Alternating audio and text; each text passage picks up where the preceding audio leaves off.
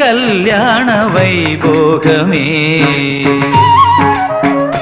சோமசுந்தரேஷர் வருகின்ற மணக்கோலமே. வேதங்கள் காணாத பாதங்கள் புவி மீது தானாக வரச் செய்த காமேஸ்வரி, தானாக வரச் செய்த காமேஸ்வரி, மீனாட்சி கல்யாண வைபோகமே.